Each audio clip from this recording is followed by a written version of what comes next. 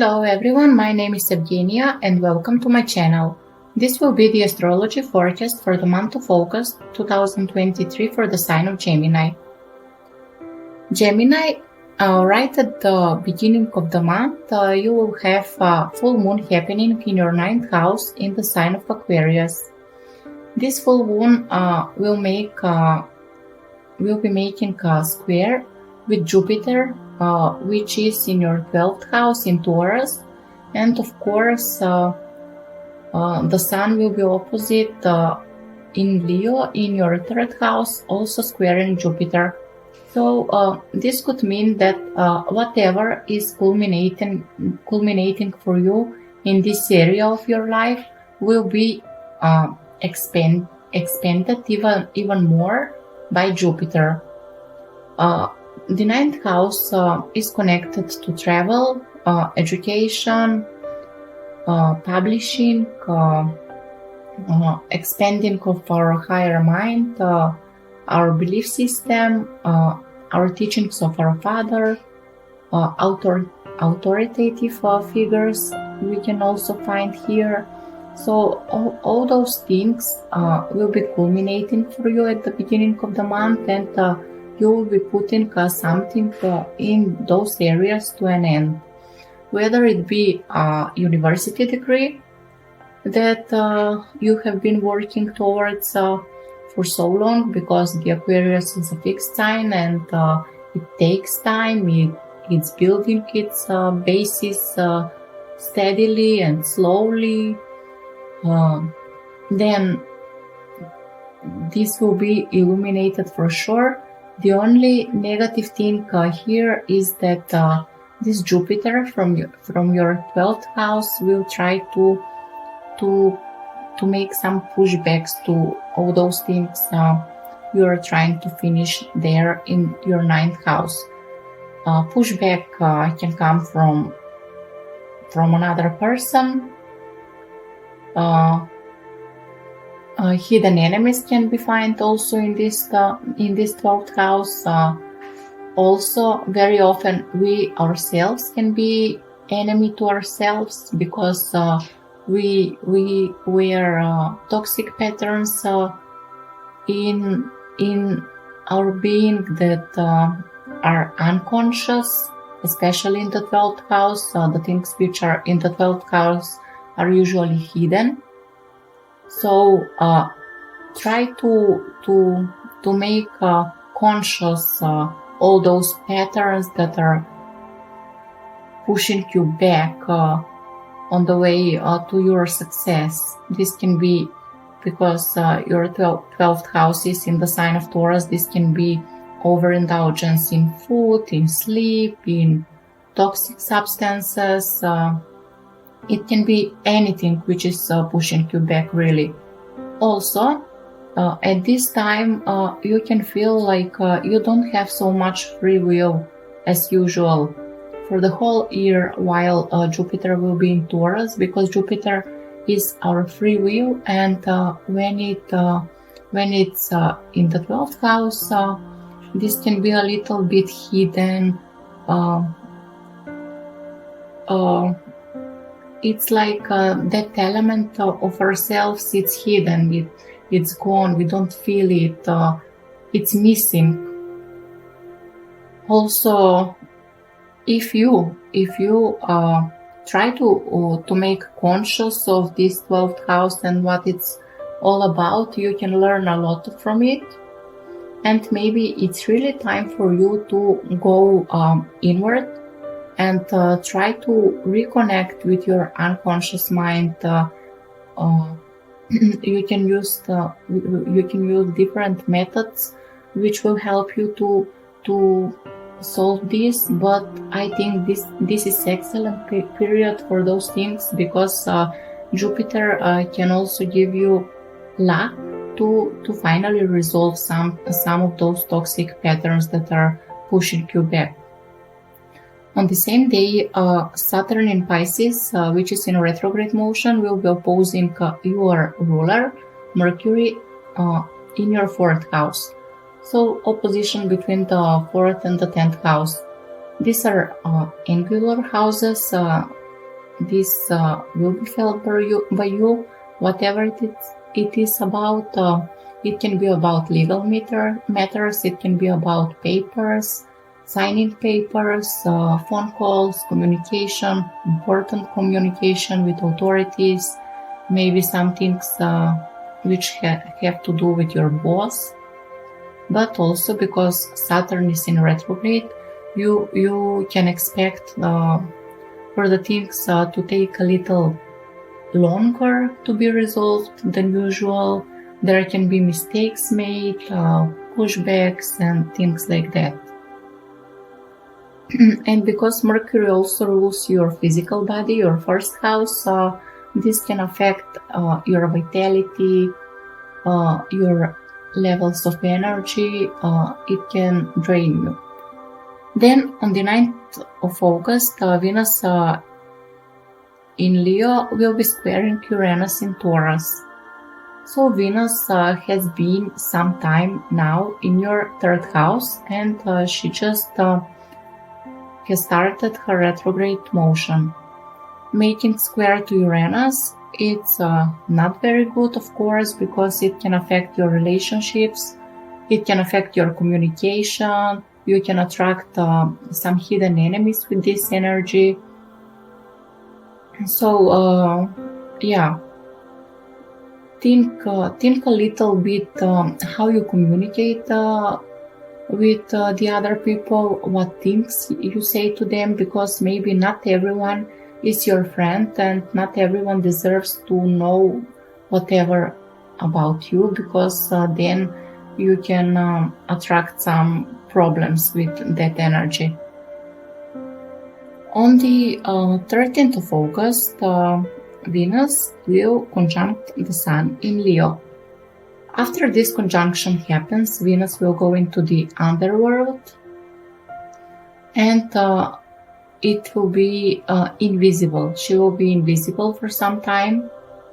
She will spend, I think, 40 days in this phase of invisibility, and this will make you to rethink some communication patterns, maybe your relationship with your siblings,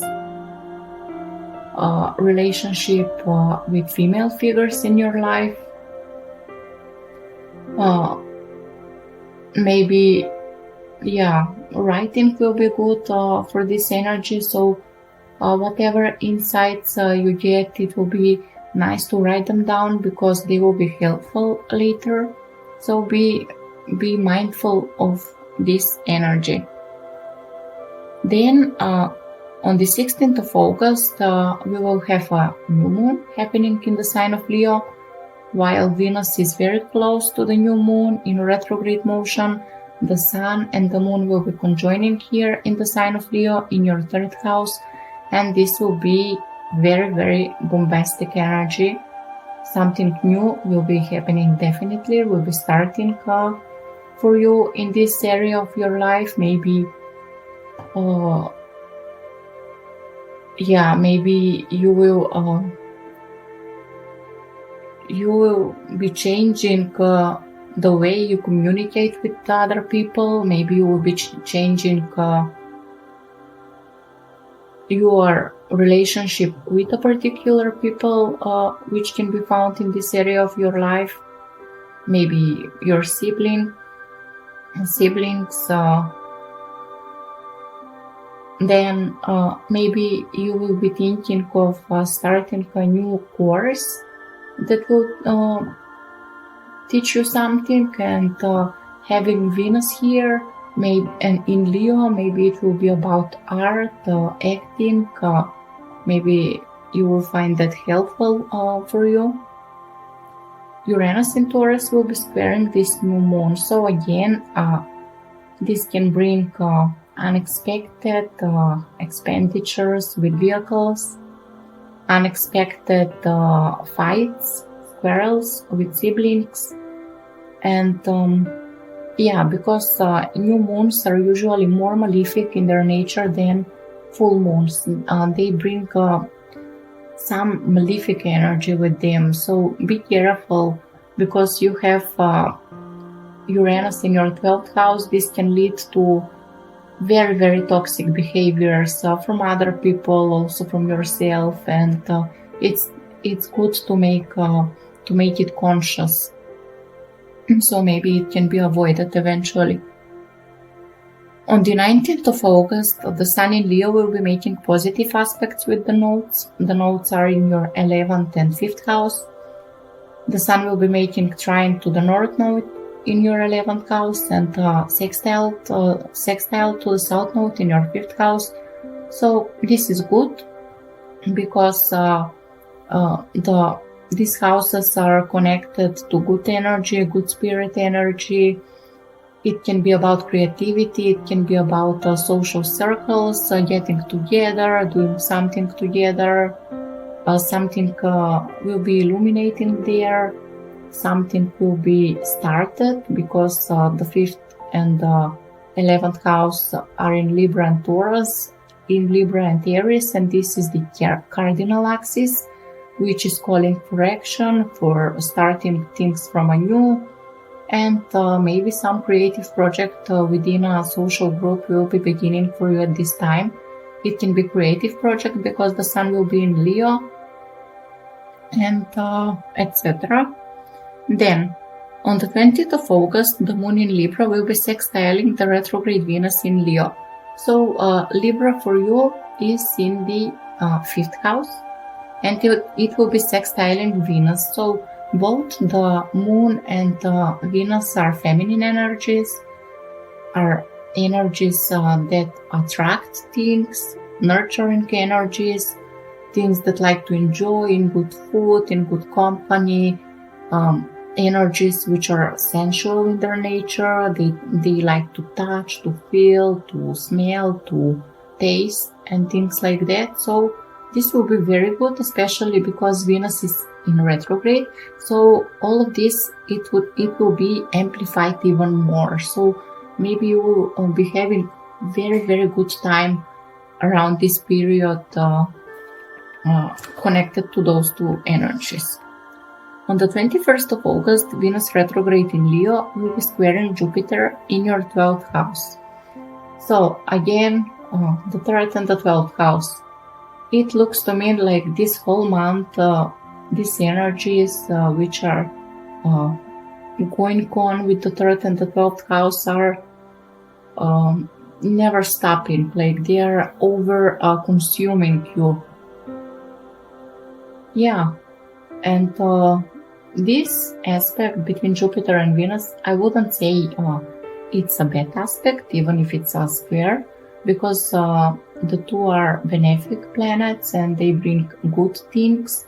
So maybe this will be a period when you will be a little bit more overindulgent in hanging out, drinking, eating, having fun, and spending a little bit more than it would be good. Then Mars in Virgo on the 22nd of August will opposite Neptune retrograde in Pisces. Mars in Virgo is in your 4th house, and it will opposite Neptune in Pisces in your 10th house, which is retrograde. So this is again a potential for I'm sorry, for something to be hidden from you. The 10th house is very visible house to the other people. It's our public life, and Mars in your 4th house, it's hidden house, it's more internal house. So this will be a good time to be careful to not be exposed of something happening in your family. Maybe some aggression is going on in your family, and as soon as you know, it's out there for the world to see it. So be careful these days of those kind of things. Also manipulation from authority figures and things like that. On the 23rd of August, Sun will be entering Virgo, and on the same day, Mercury, your ruler, will go retrograde in Virgo. So the fact that the Sun will enter Virgo is a very good news for you, because Virgo is a sister sign too. I mean, it's not a sister sign, but it's another sign ruled by Mercury. So Mercury here feels good, and you understand the energy of Virgo. You swim with it very well. And this will be in your 4th house. So Mercury and the Sun and also Mars at this time will be in Virgo. So 3 planets in Virgo are putting the focus on your family, on your property, internal peace of mind. Then Mercury will go retrograde on the same day, and this will be calling your attention for redoing something at your home. The Virgo energy is good for fixing, for perfectionism. So it will be good to try to fix something in your home, to revisit some area of your home that needs to be revisited and things like that. When it comes to your 1st house, because Mercury rules your 1st house, this can be good time to take step back from the outer world, from the social world, and be a little bit more at home with your family and doing whatever it needs to be done there, because you will not have so much energy to be everywhere. On the 26th of August, the Sun in Virgo will opposite Saturn in Pisces. So whatever was happening at the beginning of the month, I think, just a second.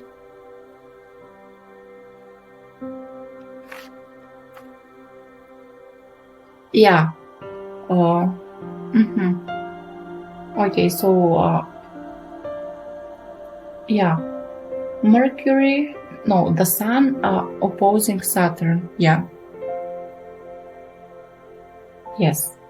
Okay, so the Sun and Saturn are both energies which are connected to our Father.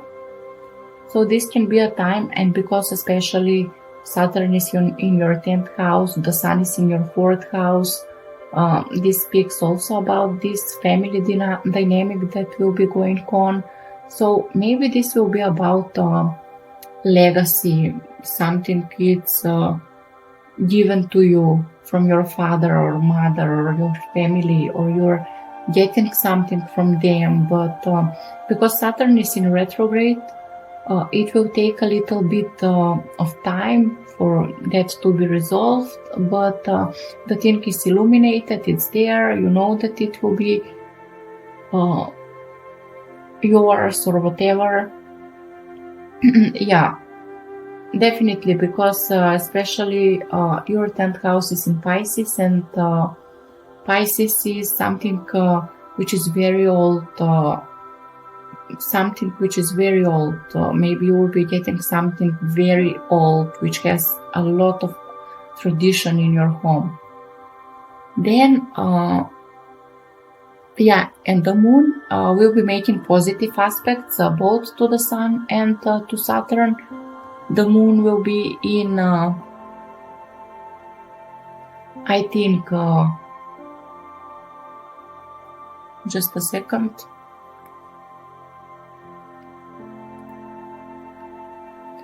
In Sagittarius, so this can definitely be about something legal, about something which includes papers and those kind of things, because the 7th house is the house of legal matters, lawyers and things like that. Then on the 27th of August, Mars will be entering the sign of Libra. And for you, this will be in your 5th house.